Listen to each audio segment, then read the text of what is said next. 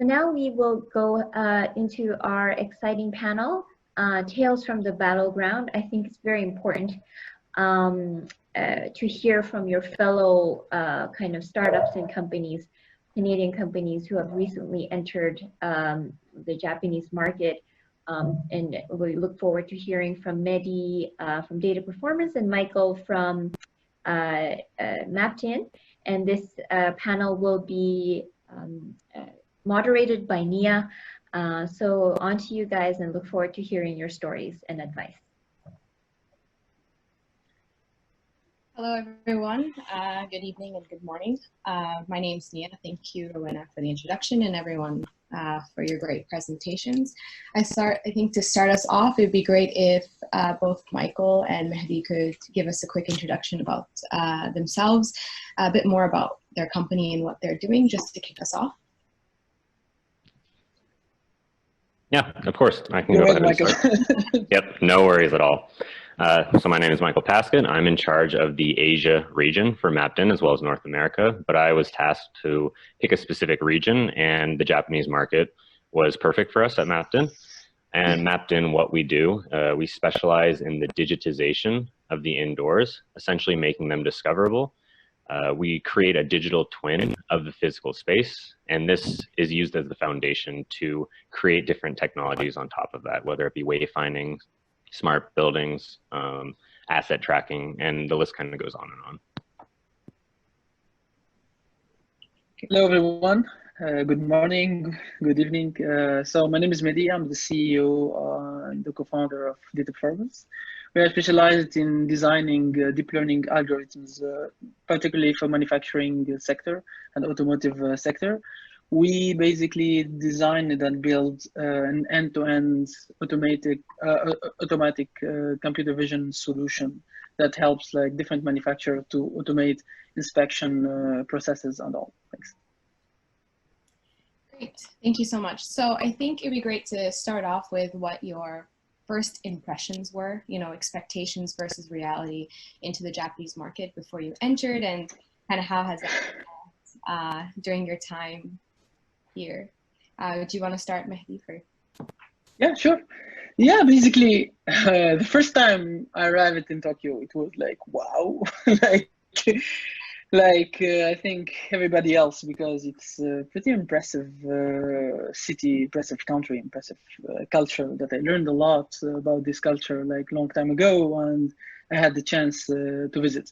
So what's interesting about Japan is, like Alex already mentioned, it is the third biggest market in the world, and which is like, I don't see a lot of entrepreneurs having like Japan as a first or second priority.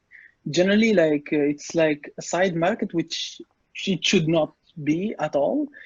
And I validated like basically like this huge opportunity thanks to the CTA acceleration program, where I can literally validate the fact that the market is huge. And even the culture, like there is maybe some distance between the Canadian culture and the Japanese culture, but at least I think both, they are sharing a lot of values. Like both of Canadians and Japanese, they are known of very safe transactions, for example. Both of them also, like, they are not risk takers in the same, in some way. So it was interesting basically to discover like the culture, and to discover also like, yes, it's a bit sometimes hard to get in Japan, but it's not that impossible, even for not a huge startup like us, for example. Michael, would you like to add to that? Yeah, no, I absolutely agree with everything he pointed out. I think one of my biggest like expectations, and the thing I was most wrong about, was I thought that I could go into the Japanese market and treat it as any other Western market. I thought that it was going to be something I could push opportunities down the pipeline, push it quickly, consistently do maybe calls or emails, and not need to establish that relationship from the get-go. And I've never been more wrong in my life. The reality of the situation came when I needed to understand, okay, this there's obviously a very different business culture to this country. There's a lot of things that as a foreign company coming in, you do get a slide on certain things, but that only lasts for so long. And the reality of it set in basically understanding that the firm relationships needed to be had. You needed to go and have these in-person meetings. You needed to go and establish the relationships, understand who the people you're speaking with are, similar to what I think Alexandre had mentioned earlier. And then you can begin fleshing out the products that you're looking to sell or help to bring to this company. Thank you. And then more along those lines, how would you say, like, what would you highlight as some of the challenges, like in more specifics about what you faced when looking at more of the business development standpoints? We talked a lot about the expectations and yes, the business etiquette, but now if we look at it from, you know, how to actually develop your strategy and your approach to business in Japan, now that you've kind of seen it through, how would you say were some of the challenges? I mean, could you highlight a few for us? Yeah, I can go ahead and start with that. So the main challenge, and the obvious one, is there is a language barrier. If you don't have a Japanese speaker, you will often be speaking to a very small amount of people within the organization. They're usually not within the department you want them to be. For example, a couple of our deals, we typically target operational or marketing people. We were talking to someone that happened to speak English in the finance department. It wasn't their job. They were doing the translations. They might not have known the normal terms that a marketer or an operation team would be using. So the language barrier was definitely one of the larger hurdles that we had to overcome. Interesting. I can say maybe for sure, like the sales cycle is a little bit longer than any other country that I discovered through my business. But at the same time, for us, for example, we shifted our strategy to try to get bigger contracts that could basically pay for the time of like market discovery and business development. So generally for us, for example, Japan, what we are trying to look for is mainly partnership, joint ventures, where we can design like a long-term like relation. So from the start, like we are not planning like to have like very fast contract and revenue coming from Japan. So we was like a little bit ready on this point. And there's also like some minor challenges that are very particular to Japan. For example, the business cards. I saw Alex mention that. So, you know, I remember the first travel I got like suggested to have Japanese business cards, and it was very pretty business cards because it was very minimalist at all. By the way, even the Canadian version became like this.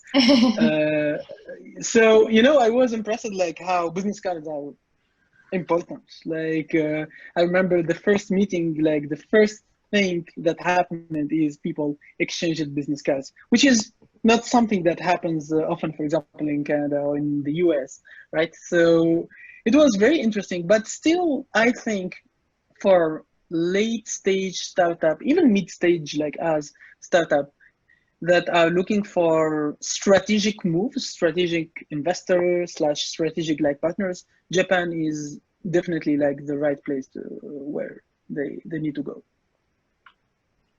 Great. Just to follow up to you, Michael, when you said that language was one of the bigger kind of challenges, would you say that, how would you say you've kind of overcome that in a degree, so that way you can talk more directly to the people that are necessary, but also to get them to understand, like you said, you know, their expertise is like, let's say in finance, or maybe they're even a translator, and, you know, it's important that people can understand the technology behind what you do. So did you guys come up with a solution, or how did you go around that to improve? Absolutely. So our strategy, my strategy specifically, I had 3 different paths that all met in the middle. So the first one was actually I started to learn Japanese myself to get myself to a point where I could at least not playfully, but show that I was interested in the market, and ultimately Mapton was interested in the market. So that was more of a personal thing. Obviously, each company is different. The 2 business standpoints, one was actually the CTA program. The CTA program, when I traveled to Japan, if there was ever a meeting that did not have any English speakers, the trade commissioners or someone from the CTA group would come with me on site to act as a translator or interpreter. So that was a huge bonus and very, very helpful. And the last one, and we can talk about this later, I think there's a question about that, but picking strategic and local either resellers or partners, fleshing out those partnerships and having them be not a dime a dozen, but really investing in a strategic partner and or reseller who can act as your local agent on the ground for A, when you're not there, but B, also when you have deals that English is not their strength.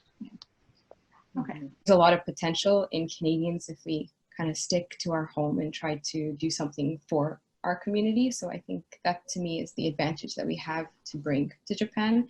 Definitely perspective and very smart people, I feel. And also just the sense that we are easy to communicate with, I feel is the most common feedback I get from Japanese clients. Like, you're very easy to communicate with, very easy to connect with.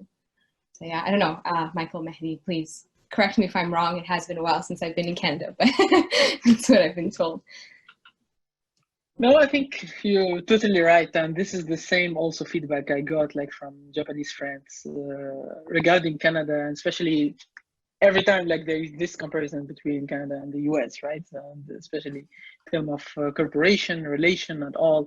I think what Japanese companies likes also is the fact that Canadian innovation is little bit sometimes like Japan. It's like gradual. It's like Canadians are not disruptor like California, for example, where like I want to change everything tomorrow, right?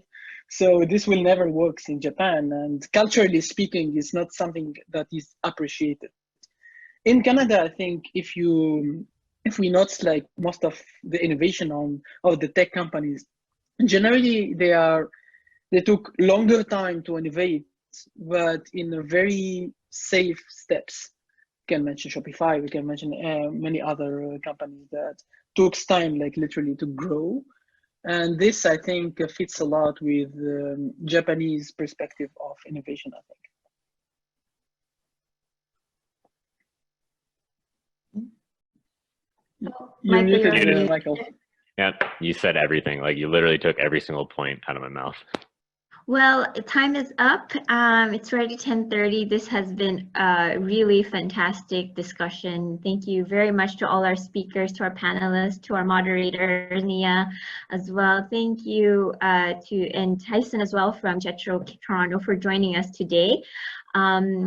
If any of the attendees have any questions, please feel free to email us at the CTA Japan mailbox, and we can forward it to the other panelists if you want to connect with them directly as well.